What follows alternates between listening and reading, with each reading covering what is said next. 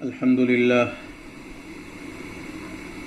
لله وكفى وسلام على عباده الذين اصطفى أما بعد أعوذ بالله من الشيطان الرجيم بسم الله الرحمن الرحيم الحمد لله رب العالمين الرحمن الرحيم مالك يوم الدين صدق اللہ العظیم۔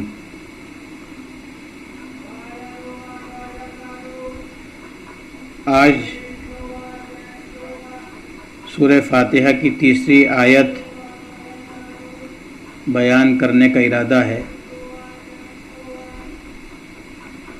اس آیت میں اللہ رب العزت نے اس حقیقت کو واضح فرمایا ہے کہ ایک وقت وہ آنے والا ہے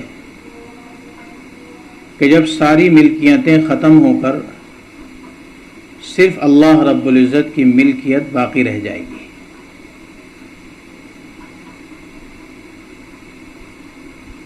اور اس دن میں اللہ رب العزت اپنی قدرت کاملہ کے مطابق انسانوں کے اعمال کے اعتبار سے ان کے ساتھ جزا یا سزا کا معاملہ فرمائیں گے۔ جن لوگوں نے دنیا کے اندر اچھے اعمال کیے ہوں گے ان کو اچھی نعمتیں اور ثواب دیا جائے گا، جنت دی جائے گی، اور جن لوگوں نے برے اعمال کیے ہیں جو ایمان سے محروم رہے ان کے لیے جہنم کا فیصلہ ہوگا۔ اس دن کو یوم الدین یا یوم جزا کہا جاتا ہے۔ اگر دیکھا جائے تو اللہ تعالی کی ملکیت صرف روز جزا میں ہی نہیں ہوگی،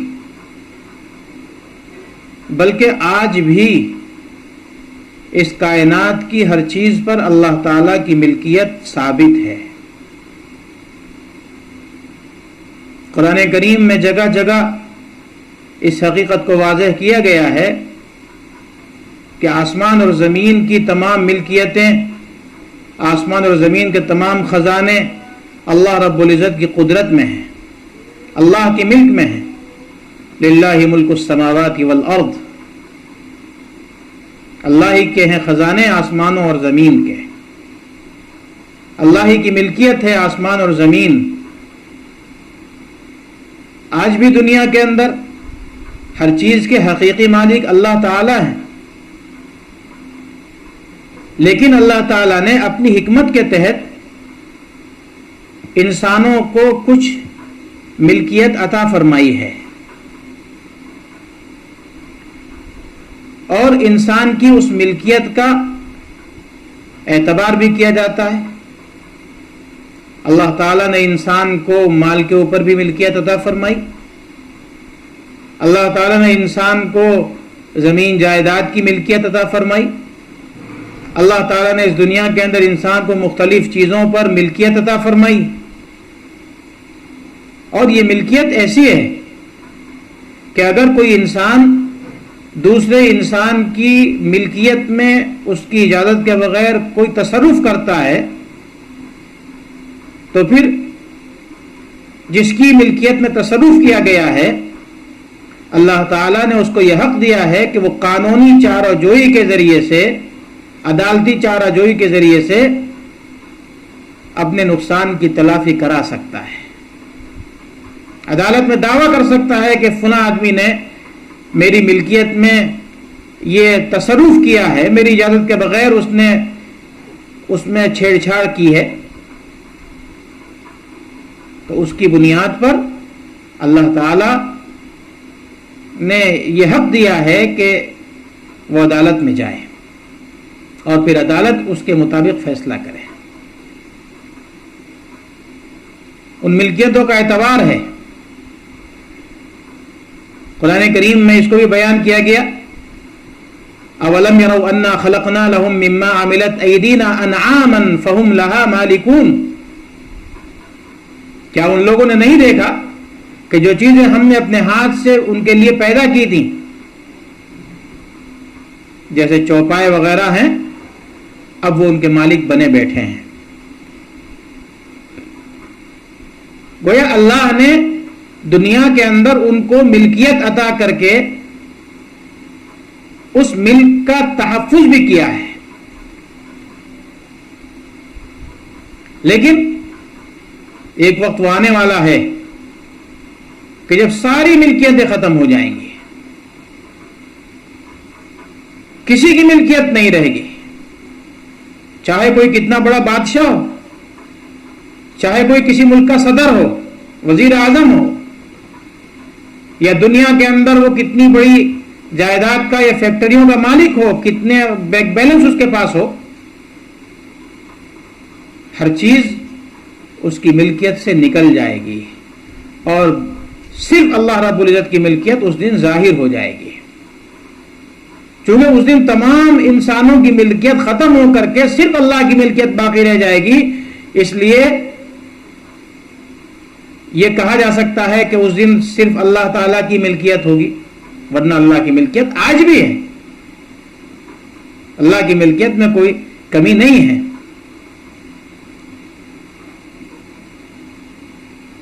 یہاں تک کہ انسان کی ملکیت کے اندر جو سب سے ادنا چیز ہے وہ انسان کے جسم کو چھپانے والا کپڑا ہے۔ ہو سکتا ہے کہ ایک آدمی وہ کہ جس کے پاس کھانے کے لیے کچھ نہ ہو، فاقے کرتا ہو، لیکن کم از کم اتنا کپڑا اس کے پاس ہوتا ہے کہ وہ اپنے جسم کو، اپنے صدر کو چھپا لیتا ہے۔ قیامت کے دن جب تمام انسانوں کو زندہ کر کے اللہ کی بارگاہ میں اعمال کا حساب لینے کے لیے پیش کیا جائے گا، تو اس وقت انسان کے جسم پر وہ کپڑا بھی نہیں ہوگا۔ جس طریقے سے ابتداءً دنیا میں آیا تھا بغیر کپڑے کے آیا تھا، ایسے ہی آج بھی وہ اٹھایا جائے گا تو بغیر کپڑے کے اٹھایا جائے گا، یہ بتلانے کے لیے کہ جس کپڑے کو تم یہ سمجھتے تھے کہ یہ میری ملکیت ہے، آج اس پر بھی تمہاری ملکیت نہیں ہے۔ ہر چیز کی ملکیت اللہ کی ہو جائے گی، یہاں تک کہ تمام انسان، تمام جنات، تمام جاندار، حتیٰ کہ فرشتے، سب کو فنا کر دیا جائے گا۔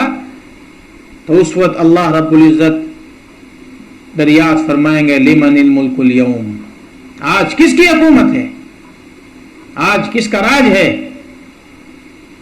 تو خود اللہ رب العزت پھر فرمائیں گے للہ الواحد القہار، اس اللہ کا ہے جو اکیلا ہے اور غالب ہے، غلبے والا ہے، کوئی اس پر غالب نہیں آ سکتا ہے، وہ ہمیشہ غالب رہتا ہے۔ اور یہ دن کیوں بنایا گیا ہے؟ یہ دن بنایا گیا انسان کے اعمال کا بدلہ دینے کے لیے۔ دنیا میں انسان کے اعمال کا بدلہ نہیں دیا جاتا ہے، دنیا دار العمل ہے، امتحان گاہ ہے، یہاں انسان جیسا کرتا ہے اس کا بدلہ یہی دنیا کے اندر نہیں دیا جاتا ہے، بلکہ در حقیقت انسان دنیا میں جو کرتا ہے وہ آخرت کے لیے کرتا ہے۔ دنیا میں انسان کا قیام چند روز کا ہے، کوئی 10 سال رہتا ہے، کوئی 15 سال رہتا ہے، کوئی 20 سال، 25 سال، 50 سال، 60 سال، 70 سال، کوئی 80 سال رہ جاتا ہے، کوئی 100 سال رہ جاتا ہے، لیکن بہرحال اس دنیا سے اس کو جانا ہے۔ یہ دنیا اس کا ہمیشہ کا گھر نہیں ہے، اس کا ہمیشہ کا گھر جو ہے وہ آخرت ہے۔ اسی لیے ایک حدیث میں جناب نبی کریم صلی اللہ علیہ وسلم نے فرمایا کہ دنیا کے لیے اتنا ہی عمل کرو جتنا تمہیں دنیا میں رہنا ہے، اعمل لدنیاک بقدر بقائک فیہا وعمل للآخرۃ بقدر بقائک فیہا، دنیا کے لیے اتنا عمل کرو جتنا تمہیں دنیا کے اندر ٹھہرنا ہے، دنیا کے لیے اتنی تیاری کرو، اور آخرت کے لیے اتنی تیاری کرو، آخرت کے لیے اتنے اعمال کرو جتنا تمہیں وہاں رہنا ہے۔ ظاہر ہے کہ دنیا کا قیام جب بہت تھوڑا سا ہے، زیادہ قیام آخرت کا ہے، تو انسان دنیا میں بھیجا ہی اس لیے گیا ہے کہ وہ آخرت کی تیاری کرے۔ یہاں تو دیکھا یہ گیا ہے کہ جو انسان نیک کام کرتا ہے، اچھے کام کرتا ہے، اللہ کی فرما برداری کرتا ہے، مصائب میں رہتا ہے، پریشانیوں میں رہتا ہے، اور جو آدمی اللہ کی نافرمانی کرتا ہے وہ عیش و عشرت میں رہتا ہے۔ تو معلوم یہ ہوا کہ انسان کو اس کے عمل کا بدلہ دنیا کے اندر نہیں مل رہا ہے، اس کے عمل کا بدلہ اس کو ملے گا آخرت کے اندر۔ جو عمل دنیا کے اندر کیا ہوگا اس عمل کا بدلہ ملے گا، ہر عمل، چاہے وہ چھوٹا ہو چاہے بڑا۔ وَوَجَدُوا مَا عَمِلُوا حَاضِرًا، جو کچھ انہوں نے کیا وہ اس کو حاضر پائیں گے، اپنے سامنے پائیں گے، سارا کچا چٹا کھول کر کے اس کے سامنے رکھ دیا جائے گا۔ یہاں تک کہ اپنے زبان سے جو بات نکالتا تھا وہ بھی ظاہر کر دی جائے گی، کوئی چیز چھپی نہیں رہے گی، ہر چیز کے حساب لے کر کے اس کا بدلہ دیا جائے گا۔ تو جس دن اللہ تعالیٰ انسان کے اعمال کا بدلہ دیں گے اس دن کو کہتے ہیں یوم جزا۔ اور یوم جزا کا جو عقیدہ ہے یہی انسان کو اچھے کاموں پر ابھارتا ہے اور برے اعمال سے روکتا ہے۔ اگر انسان کو یہ خیال آ جائے کہ میں اللہ کے سامنے حاضر ہوں گا، اپنے ہر عمل کا حساب دوں گا، اچھا عمل ہو یا برا ہو، اور پھر مجھے میرے عمل کے اعتبار سے اللہ تعالیٰ بدلہ دیں گے،